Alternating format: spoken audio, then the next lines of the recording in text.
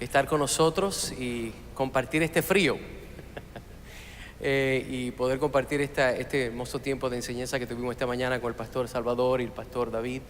Y quisiéramos tomar entonces ahora, cambiar un poco el concepto y vamos a tratar de cubrir una serie de preguntas que tienen relevancia a lo que estamos aquí celebrando en este año en la conferencia G3, que es el tema de el discipulado bíblico.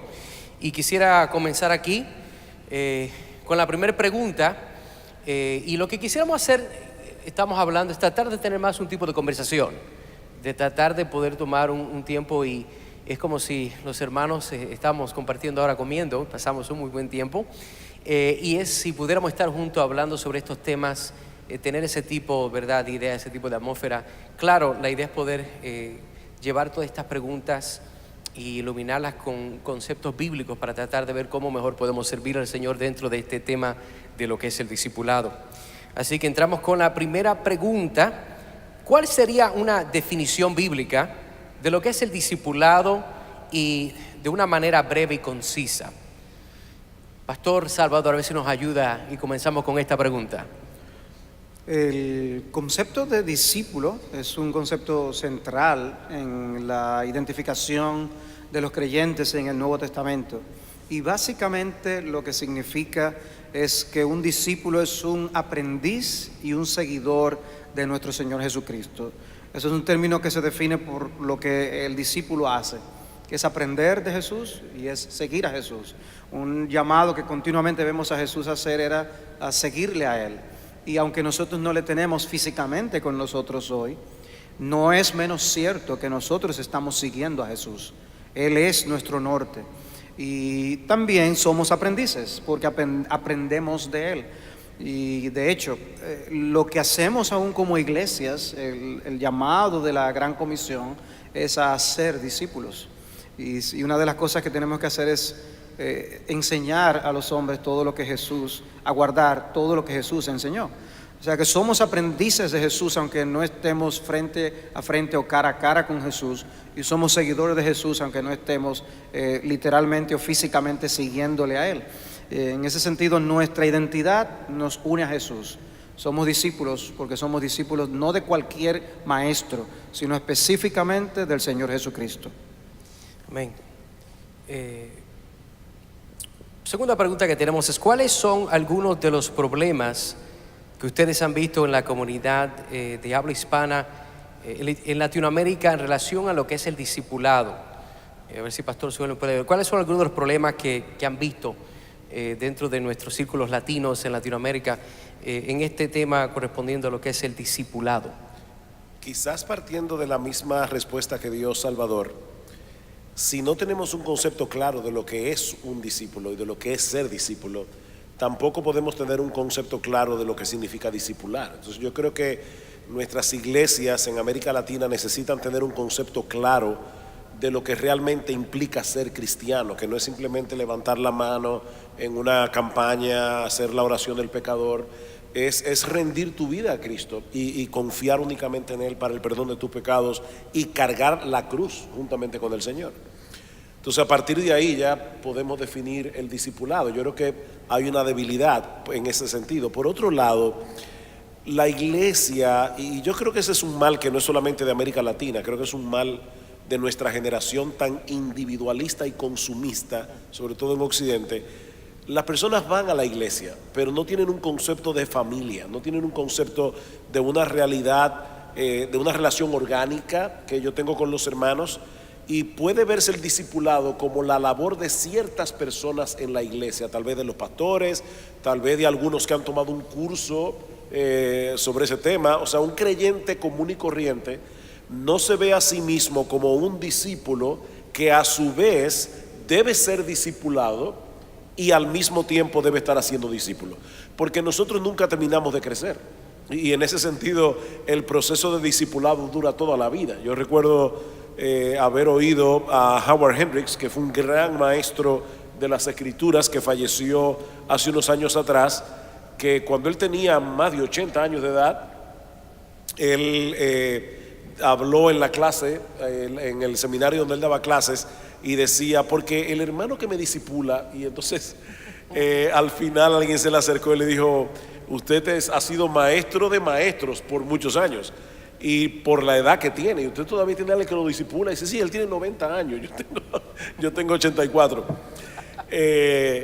Uno nunca termina de crecer, y en ese sentido yo creo que la iglesia en América Latina necesita, o en el mundo hispanoparlante, aquí también en Estados Unidos, es entender que el discipulado es una cultura que debe desarrollarse en la iglesia.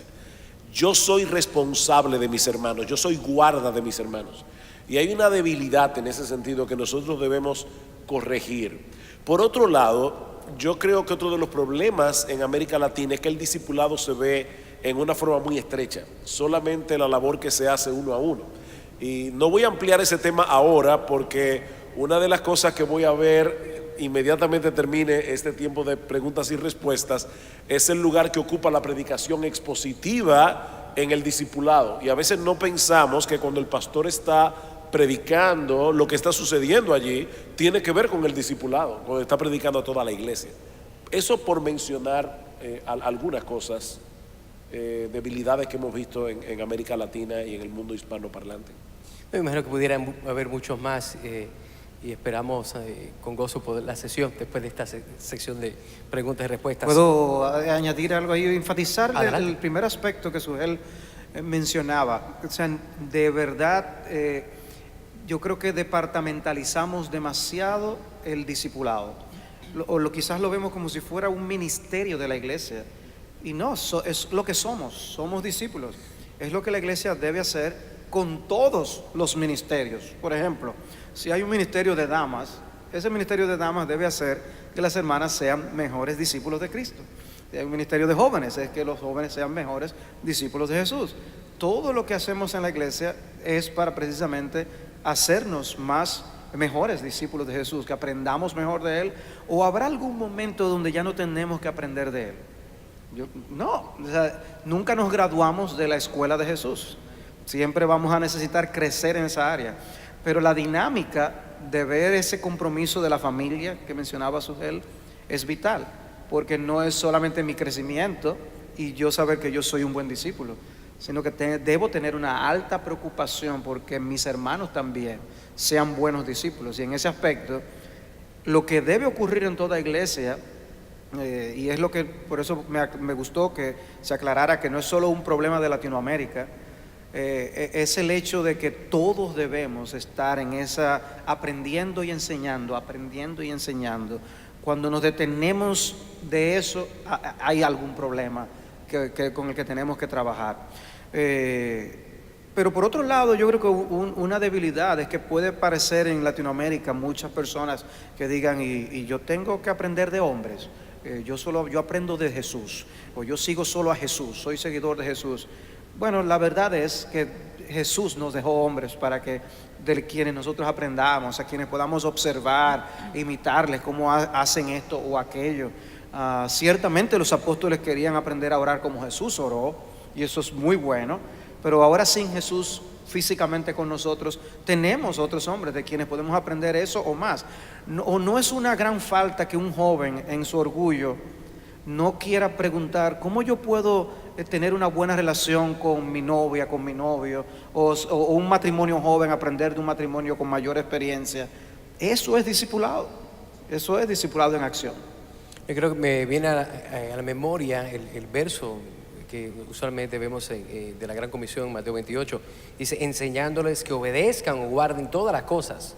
Y yo creo que es un punto muy vital recordar para aquellas personas que dicen, yo necesito hombres que me enseñen. Cristo está diciendo que nosotros debemos enseñarles a ellos lo que por tanto tiempo se ha podido de generación a generación dar.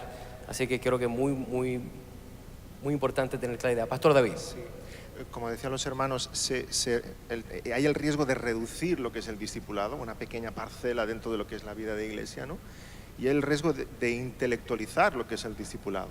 O sea, hablar de teoría, hablar de teología, sin que eso permee a la vida. A veces tenemos un concepto equivocado de lo que es el discipulado, compartir conocimientos, cuando, como están diciendo los hermanos, discipulado es vivir el cristianismo. Si una pareja joven en la iglesia yo la invito a casa a comer y estamos conversando y ven lo que es mi vida familiar y cómo me relaciono con mis hijos, estamos discipulando, porque al final se trata de repetir un modelo y hacer seguidores de Jesús que, como decía ahora Salvador, una pareja joven que está preparando para casarse, o cuestiones matrimoniales, educación de los hijos, finanzas, cómo agradar al Señor en todas las cosas en mi vida. Y eso solo se transmite mediante el modelaje. No creo que se consiga un buen médico solamente con la teoría, ¿no? sin tocar los enfermos, ni un buen atleta solamente con una serie de ejercicios en la pizarra, que nunca ha pisado un gimnasio. La vida cristiana es lo mismo, hemos de pasar a la práctica.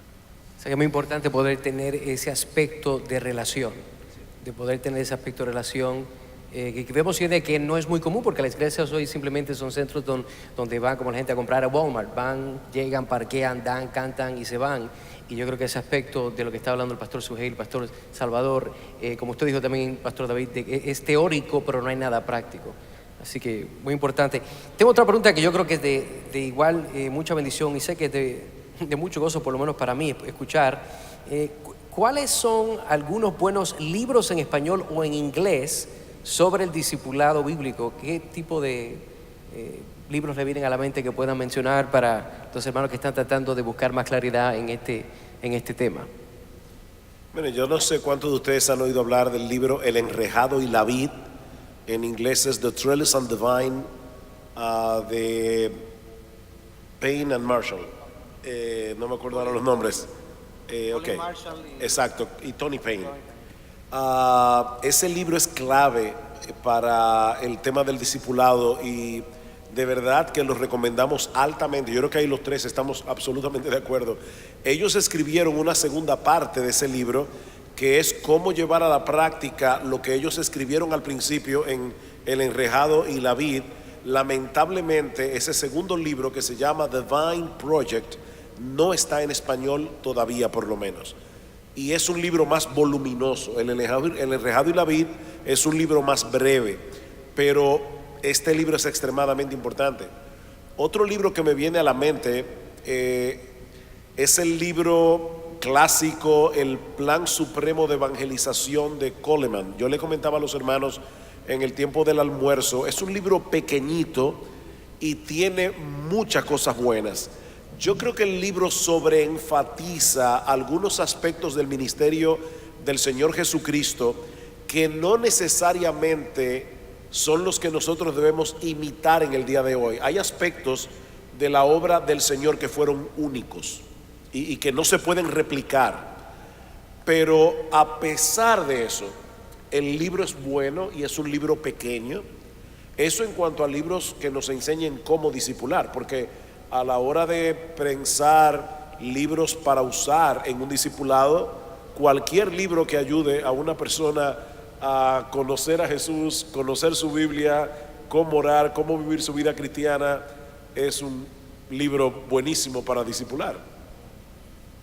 Pastor Salvador, ¿algún libro que tenga en mente que... Bueno, en español creo que no debemos dejar de mencionar el libro de 9 Marks, de las 9 marcas sobre el discipulado. Creo que es una contribución reciente que es muy útil, es un libro breve también, y creo que da en el clavo, en resumir bastante bien el concepto del discipulado. Con esto del tema del discipulado es bueno saber o destacar al menos que hay muchos libros allí escritos de distintos trasfondos teológicos o denominacionales, y tienen su utilidad. Puede ser que uno no esté de acuerdo exactamente con todo lo que los libros plantean, pero creo que el tema del discipulado es bueno uno enriquecerlo y no tener temor, aún sea libro escrito por alguien de otra denominación, hurgar, porque hay muy buenas ideas que otros libros fuera quizás de la denominación de uno, que puede ayudarnos en cuanto a esto. Pero ese aspecto de no solamente sea un libro que hable sobre discipulado, sino que podamos utilizar para discipular, creo que es vital. Y una de las cosas que hablábamos en el almuerzo, ¿no?, era el gran ejemplo que alguien como Jerry Bridges nos ha dejado con sus libros. Yo creo que cualquiera de los libros de Jerry Bridges puede ser usado para discipular, y aún a creyentes en diferentes estados de crecimiento espiritual. Y ya que menciona Jerry Bridges, los navegantes han dejado buenos materiales sobre discipulado a los cuales podemos acudir, de diversos niveles también, que creo que también es una recomendación a tener en cuenta. David Platt también tiene algunos libros buenos, ¿no? Sígueme, toca mucho de los temas que estamos tocando ahora, ¿no? La importancia de la iglesia local, de la multiplicación, del modelaje, etcétera. Y fuera del género que tal vez cabría esperar lo que es un libro de discipulado, la biografía muchas veces tiene ese mismo impacto, ¿no? Pues estamos hablando de un modelaje o un referente. Una buena biografía de Hudson Taylor o de Charles Spurgeon puede tener un impacto sobre nosotros tremendo en esa dirección en cuanto al testimonio y las prioridades en la vida y el ministerio cristiano, etcétera. Creo que es bueno mencionar que nuestro hermano Paul Washer ha estado produciendo unos materiales que, aunque es una serie nueva que está en inglés, es algo que la meta es también ponerlo disponible en español. Creo que no me acuerdo el nombre de la casa publicadora, pero sé que giran uno alrededor del tema del Señor, el tema del hombre, y son con un formato de discipulado, con preguntas para meditar, reflexionar, ponen al estudiante a buscar en las Escrituras para encontrar las respuestas. Cosas así es lo que yo creo que podemos dar un buen uso con el tema del discipulado. Y obviamente, no, el hecho de que sean materiales a veces sencillos para que puedan alcanzar diversos niveles de crecimiento espiritual, no significa que debamos usar el libro de cualquier escritor. Pero cuando viene de una buena pluma, con una buena cabeza teológica, creemos que son las cosas que Dios utiliza para fortalecer al pueblo. Escribir para un público aún joven espiritualmente no es cualquiera que lo puede hacer. Yo creo que es importante lo que está mencionando, de poder tener libros que no solamente presente el punto de vista de un pastor, un autor, pero que nos lleven a las Escrituras a poder entonces validar los puntos que están presentando. Yo creo que cualquier libro que nos pueda llevar a hacer eso es de mucha ayuda, porque está anclando las verdades que está presentando la palabra de Dios. Hablando de libros, ya que esto, otra pregunta de mucha ayuda, tal vez más para mí, yo sé que muchos hermanos aquí también, sobre la predicación, algún libro que usted haya leído o un libro que le venga en mente que haya sido de mucha bendición. Hermano Salvador. El libro del pastor Sugel sobre predicación. Segundo, el mismo. Buenísimo libro. Pastor David, ya hermano Salvador nos ganó con el primero. ¿Algún libro que tal vez ha sido de bendición en lo que es, que hable de lo que es la predicación particularmente? No, sin duda tengo que recomendar el libro de Pastor Sugel. No porque lo tenga al lado, ¿no? Pero realmente hace un trabajo desde la perspectiva del predicador, ¿no? De desgranar lo que es la teología de la predicación expositiva y luego acompañarnos a lo largo de ese proceso paso a paso de lo que es el desarrollo de un sermón, ¿no? Hablando de un libro en concreto, pero creo que el someterse a la predicación expositiva es el grandísimo maestro de lo que es entender la riqueza de la predicación expositiva y nos ayuda a leer la palabra desde una perspectiva expositiva, ¿no? Pero creo que ya que la pregunta está en el aire de otros libros que se puedan recomendar, yo no creo, ¿verdad?, en la distinción entre pecados mortales y pecados veniales. Pero si aquí hay algún predicador y no se ha leído el libro Predicación y Predicadores de Martin Lloyd-Jones, yo no voy a decir que ha cometido un pecado venial, pero casi. Ese libro es un clásico de predicación y Predicadores de Martin Lloyd-Jones. El libro de el de John Stott, Puente entre dos mundos, es también un clásico ya en la predicación. El libro de John Piper, que se llama La supremacía de Dios en la predicación, es un libro muy inspirador y que nos lleva a ver la importancia de llevar a las personas a Dios en la predicación. Hay un libro que no es tan conocido, se llama Clavos bien clavados, de un autor apellido Young con Y, y el libro está en español. Ese libro es una serie de entrevistas que el autor le hace a John MacArthur, a R.C. Sproul y a John Piper, porque él dice, estos tres predicadores en su estilo son muy eficaces, pero los tres son muy diferentes. Entonces, ¿qué podemos aprender de ellos para clavar esos clavos bien clavados? Y la verdad es que el libro para mí es una pequeña joya porque es muy pequeño, es breve. Es una joya realmente acerca de la predicación. Eso ya otro libro, que debo mencionar es Mi corazón por su causa, de Albert Martin.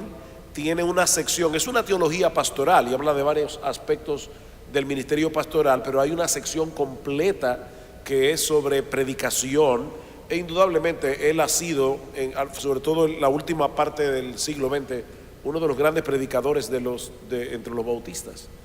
Entonces mencionar al pastor Martin, pero luego hay otros libros en inglés, por ejemplo Salvando a Eutico, por dos autores, uno australiano y creo que el otro norteamericano, pero no recuerdo, el Gary Millar es uno de ellos, no Miller, sino Millar, pero el libro es fácil de encontrar por el título, no se van a encontrar muchos libros con ese título, Salvando a Eutico, cómo predicar sin que la gente se te duerma,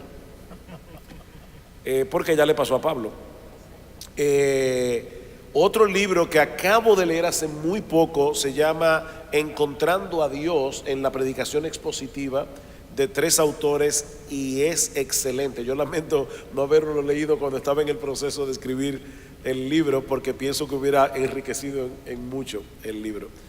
Y solo por mencionar algunos. Pues muchas gracias. Yo espero poder de nuevo tocar este video y anotarlos con más detalle para buscarlos. Cambiar un poco aquí de tema. En la cultura de habla hispana vemos una gran influencia de lo que es la Iglesia Católica Romana. Obviamente el año pasado celebramos los 500 años de la Reforma. ¿Cuáles serían, o podemos hablar sobre la gran necesidad de los postulados de la Reforma en el mundo hispano?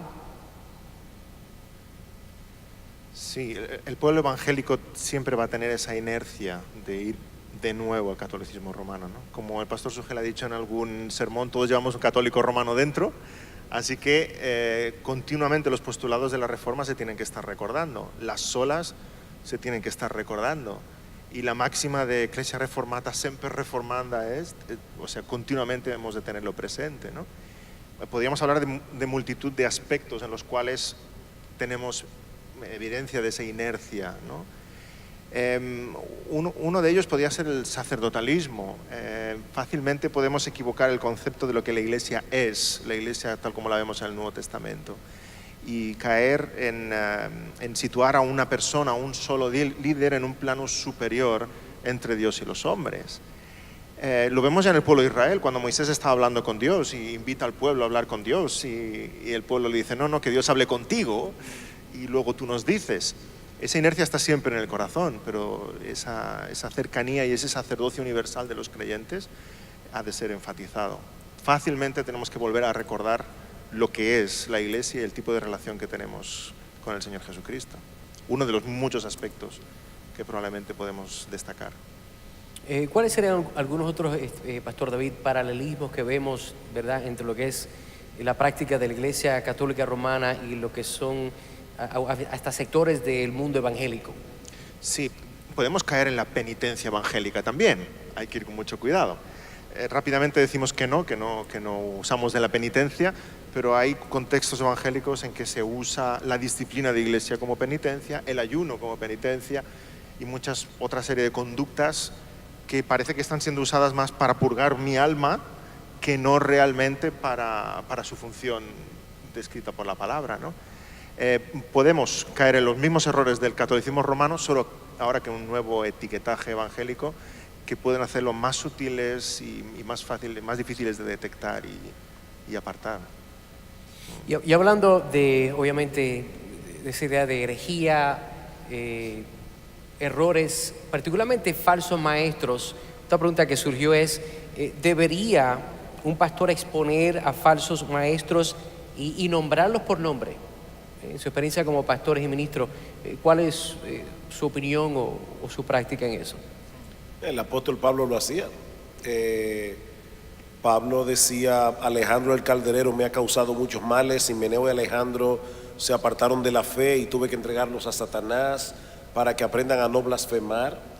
Y un ejemplo crítico, no de un falso maestro, pero no deja de llamar la atención que el apóstol Pablo tuvo que reprender públicamente a Pedro cuando en un momento, vuelvo y repito, no es que Pedro era un falso maestro, pero cuando Pedro, por su conducta hipócrita, estaba actuando de tal manera que estaba afectando el evangelio, Pablo tuvo que reprenderlo públicamente en la iglesia de Antioquía. Pero no solamente eso, ya eso era bastante fuerte, sino que escribe una carta que queda registrada en el Nuevo Testamento, donde ya todos sabemos que él tuvo que reprender a Pedro. Entonces, si Pablo lo hizo, yo creo que hay circunstancias en las que nosotros tenemos que decirle al pueblo de Dios: cuidado con un Cash Luna, cuidado con Joel Austin, cuidado con todos esos apóstoles que hay en el día de hoy, porque son falsos maestros. Y nosotros tenemos que ser claros en eso. Hablando del catolicismo romano, ese temor de no toquéis al ungido de Jehová lleva muchas veces al pueblo evangélico a no tener discernimiento o a apagar el discernimiento por temor a tocar al ungido. Y no hay nadie intocable en el pueblo de Dios. Pablo le dice a los Gálatas: si aún nosotros o un ángel del cielo os anunciare un evangelio diferente al que nosotros os hemos anunciado, que sea anatema. O sea, ni Pablo tenía derecho a torcer el evangelio, ni ninguno de nosotros. El apóstol Juan, en sus cartas, la primera, la segunda, habla en términos generales de lo que es la enseñanza bíblica, de lo que es el peligro de los gnósticos. En la tercera carta usa nombres propios, ensalza a Gallo y dice ese Diótrefes, y muchas veces, como dice Pastor Sogel, comunicamos unos principios generales a la congregación a través de los cuales damos una madurez para que ellos puedan distinguir, pero muchas veces hay que señalar por nombre porque el peligro es inminente y es evidente y no queremos que la congregación vaya en esa dirección. Y yo a veces he visto, lamentablemente, discusiones en internet donde se mencionan cosas de este tipo y siempre sale alguien diciendo no juzguéis, etcétera. Es que nosotros tenemos que juzgar las cosas. O sea, cuando la Biblia nos dice no juzguéis para que no seáis juzgados, evidentemente el Señor no nos está enseñando allí que debemos anular completamente nuestro juicio. Nosotros tenemos que tener discernimiento, y ahí mismo en ese pasaje el Señor Jesucristo habla de sacarse la viga que está en el ojo tuyo para poder sacar la paja que está en el ojo de tu hermano. O sea, el asunto aquí no es no juzgar, es no juzgar lo que tú no debes juzgar o con la actitud hipercrítica que muchos tienen, pero denunciar a un hereje, a un falso profeta que puede hacerle daño al pueblo de Dios, es parte de nuestra labor como atalayas de la Grey. Yo recuerdo que recientemente en la República Dominicana llegó este gran hombre que yo ni sabía quién era, hasta que yo vi por Radio Eternidad, hablando por las redes sociales, un tal Joshua, se me olvidó el apellido. TV Joshua. Y yo quedé un poco fascinado porque estaba viendo en las redes sociales cómo este señor llegó, ¿verdad? Con un gran grupo de personas, una exclusividad, entrando por el aeropuerto. Y cuando llegamos a ver un poco más lo que él está predicando, claramente es un hombre que no conoce al Señor y no representa el Evangelio del Señor Jesucristo. Y creo que es muy importante dar nombre, porque yo, por ejemplo, si yo no fuera cristiano y yo hubiera visto esta persona y no tengo personas que me están dando ese alerta, yo pudiera caer fácilmente en la sutileza de este hombre, que obviamente es un instrumento del diablo, porque no viene con la idea de presentar al Evangelio. Así que estoy muy agradecido por eso, y creo que es importante lo que está diciendo de poder, si se conoce, aún dentro de la comunidad donde usted vive, en la ciudad donde están, personas que proclaman o enseñan un evangelio que no es bíblico, yo creo que es de mucha ayuda para la comunidad y para aquellas personas que están en el Señor, cuidarse de ese tipo de personas. Hay asuntos que son intrascendentes, donde si tú piensas esto y yo pienso otra, no habrá poca consecuencia, pero hay otras que no es así. Por eso en los contextos donde normalmente se denuncia a los falsos maestros, se habla de su perdición, se habla de un andar malsano que va a provocar. A mí me impactó hace unos pocos meses atrás. Estábamos mi esposo y yo evangelizando a alguien, aprovechábamos para compartir la palabra con alguien, y esa persona sabía que el tal TV Joshua iba a nuestro país, y esa persona aprovechó para decirme que que yo también debía ir. Él iba a hacer un viaje a un lugar lejano hacia la ciudad de Santo Domingo para poder estar ahí presente. Esta persona era un africano que vive en la República Dominicana. Y bueno, en la conversación, nosotros hablándoles del Evangelio y él exhortándome para que vea a Tevin Joshua, y después él sale a relucir que esta persona vivía con una persona que no era su mujer. El tipo de fruto que tienen estas herejías, estas falsas enseñanzas de estos falsos profetas, es que engañan a las personas haciéndoles creer que son creyentes y que están bien y van rumbo a una condenación eterna. Entonces, creo que cuando se trata de cosas así, eso es lo que justifica el que nosotros denunciemos ese error, porque lo que está en juego es demasiado serio. Hablando de esta idea del discipulado, una de las preguntas que surgió, perdón, pastor. Perdón, es que no quería dejar de dar un balance de eso. A mí me apena mucho a veces, como dice Salvador, hay cosas que son intrascendentes, y a mí me apena mucho cuando detalles que no son claves doctrinalmente hablando, son diferencias de opinión, se airean en las redes sociales en una forma tan poco piadosa, que también eso es un extremo que nosotros debemos evitar, porque el mundo inconverso está mirando esto, y de verdad ver este ataque en las redes sociales simplemente porque tal vez tú eres presbiteriano, yo soy bautista, aquel es no sé qué, o sea, estamos hablando de diferencias que podemos tener dentro del pueblo de Dios y amarnos con esas diferencias. Tenemos que aprender a convivir con ellas en vez de dispararnos unos a otros. Por eso mencionamos falsos maestros, están enseñando herejías, no diferencias doctrinales con las que podemos convivir. Hablando, como está diciendo, del discipulado, ¿cómo se podría, cómo una persona que tal vez está viendo por internet en una iglesia bíblica y ve que tal vez hay una escasez de discipulado bíblico en su iglesia, ¿de qué forma usted le recomendaría a esa persona que ha visto, ha identificado y cree que hay una necesidad cómo esa persona puede de una forma respetuosa bíblicamente acercarse a sus ancianos o al pastor de la iglesia para traer esto a luz y ver si se puede implementar o se puede crecer tal vez en esa área? ¿Qué tipo de consejos darían ustedes sobre cómo hacer eso? Y una de las cosas que yo creo que todo líder debe tener es tener un espíritu enseñable. Nosotros somos 10 pastores en nuestra iglesia y nosotros no creemos tener todas las respuestas, y escuchamos a nuestros hermanos, y cuando aún tenemos cosas de las que queremos tener la opinión de los hermanos, vamos a algunos hermanos y preguntamos para saber, no creemos que nos las sabemos todas.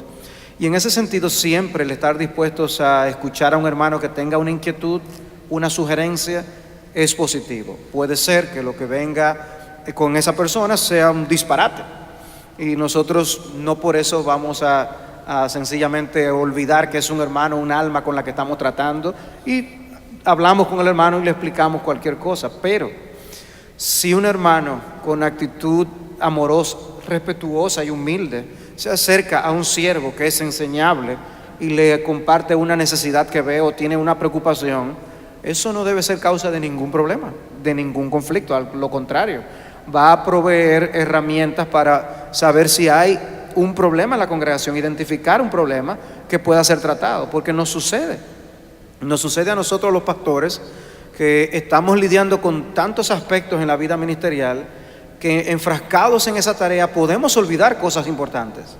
Y a veces los hermanos nos recuerdan, miren esto, miren aquello, y ciertamente volvemos y reenfocamos cosas en las que pudimos habernos descuidado. Eso sucede, no somos infalibles en ese aspecto. Y sin embargo, sí enfatizo que el interés no es que las cosas se hagan a nuestra manera. Si el hermano está identificando esa problemática, debe tener paciencia, esperar que los líderes sean los que tomen la acción, no el hermano que no es pastor en la iglesia. Dios puso pastores en la iglesia para liderar, no a él.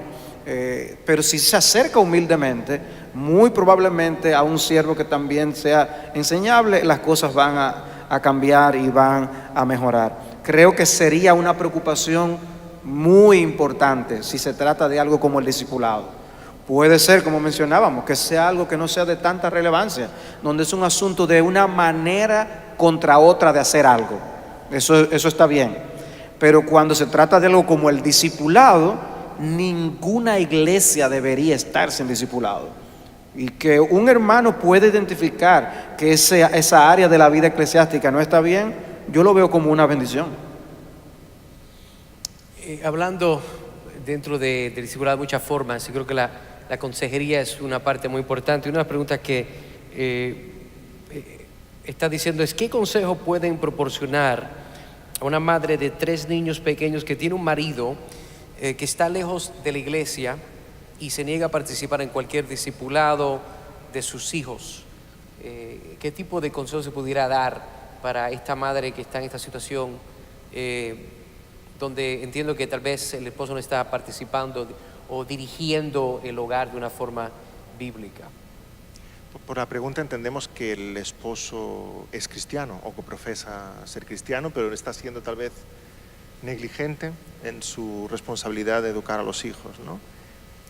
Es una pregunta de consejería porque se le está poniendo delante un dilema a esta mujer cristiana. Por un lado, asume que ella debe ser ayuda idónea de su esposo y su esposo debe llevar a cabo esa función de liderazgo espiritual del hogar.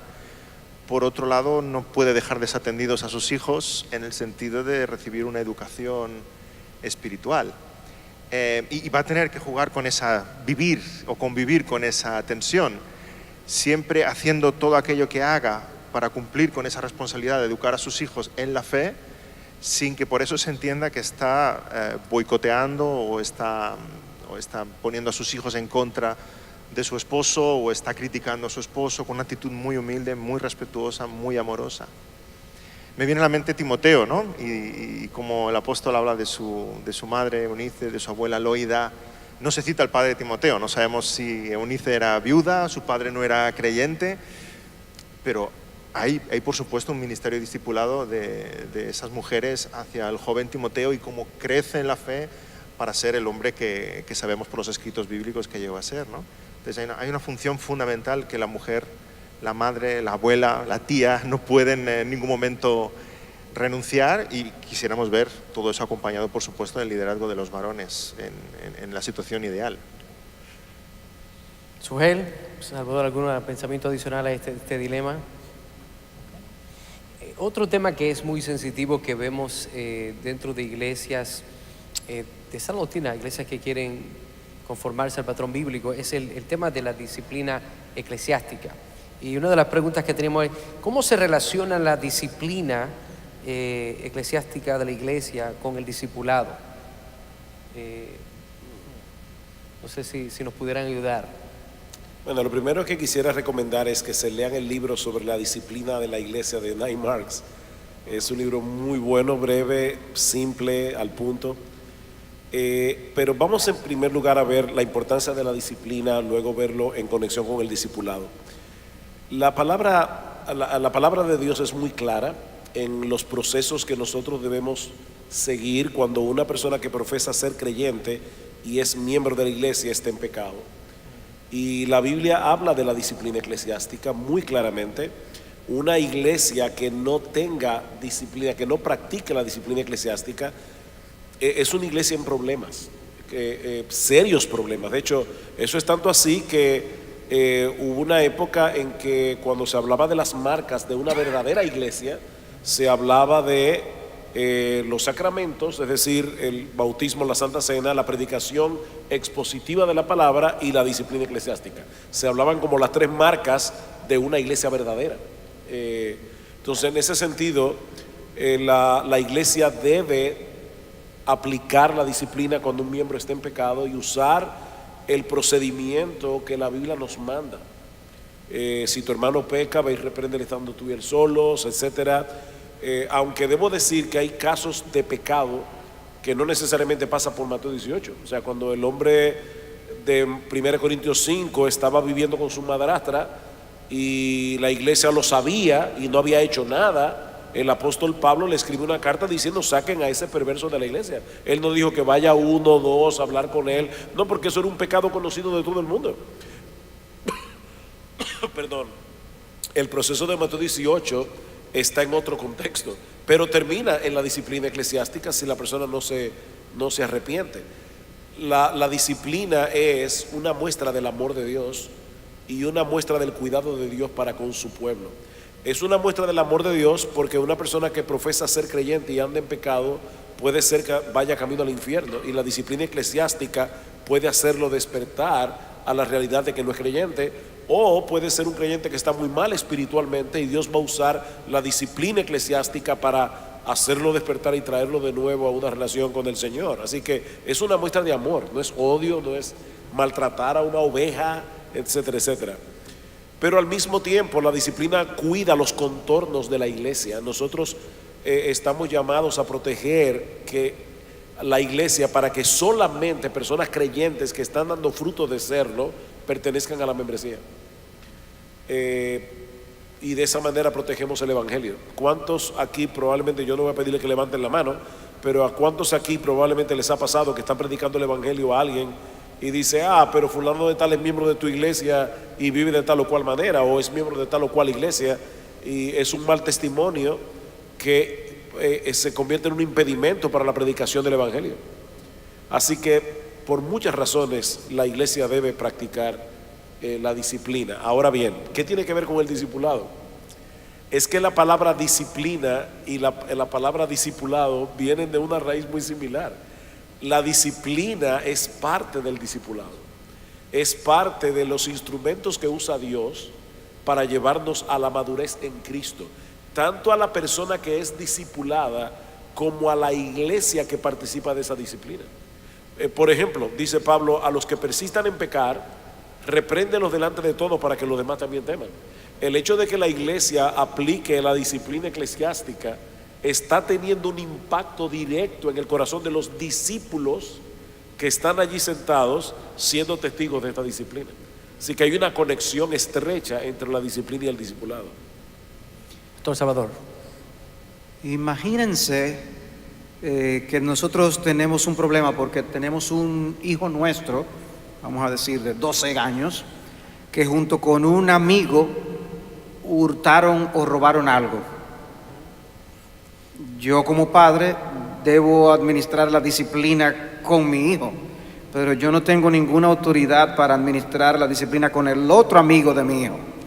Yo soy responsable de la crianza de mi hijo y en ese sentido debo hacer algo al respecto. Si yo como padre no hago nada, entonces yo estoy manifestando que yo tengo un problema en la crianza de mi hijo. Ahora llevemos eso a la iglesia. Vamos a decir que no, que es el caso de un miembro de nuestra iglesia que se asoció con un hijo de alguien que no está en la iglesia e hicieron algo, un hurto cibernético, y se descubre. Si la iglesia no hace nada con el que es miembro, esa iglesia está en pecado. Ahora, esa iglesia no puede hacer nada con el amigo del miembro que robó, porque no es miembro de la iglesia, no tiene autoridad sobre esa otra persona. Entonces yo creo que el discípulo es el discípulo que forma parte de una iglesia local es el que puede ser disciplinado en ese aspecto, y ahí veo una relación importante. Y digo que es el discípulo porque solamente la iglesia puede disciplinar discípulos, no incrédulos en ese aspecto. Por último, tal vez de una forma muy breve, ¿cuál es el papel de los padres en lo que es el discipulado en el hogar? Algo que le venga a la mente sencillo dentro de su práctica pastoral, de que se pueda exhortar a los padres que están aquí, que tienen niños pequeños o niños ya no tan pequeños. Es fundamental, yo creo que es el principal rol. El padre de familia no puede dejar esa responsabilidad en los pastores, profesores de escuela dominical, etc. Toda la iglesia con sus recursos son ayudadores del hogar cristiano, pero es el padre, la madre, los que son responsables de instruir los caminos del Señor a los hijos. Y es una tremenda labor, porque si hablamos de discipulado como modelaje, en casa no te puedes escapar. Tus hijos ven quién eres como cristiano. No solamente lo que dices y cómo expones la palabra, sino ven qué es lo que te alegra y lo que te entristece, ves cómo enfrentas la ansiedad, ven realmente cómo eres tú, ¿no? Y eso me hace recordar de Deuteronomio capítulo 6, que es una labor constante, va más allá del tiempo formal de estudiar la palabra o del devocional familiar o de ir a la iglesia. Todo lo que somos como cristianos permea en el hogar y estamos empapando a nuestros hijos al levantarte, al acostarte, al caminar. Si el Señor es central en nuestros pensamientos, lo estamos compartiendo con nuestros hijos. Cuáles son nuestras metas y prioridades en la vida, también lo estamos comunicando. Entonces, no podemos huir de esa responsabilidad porque lo que somos lo están viendo y debemos ser intencionales en compartir el Evangelio con ellos.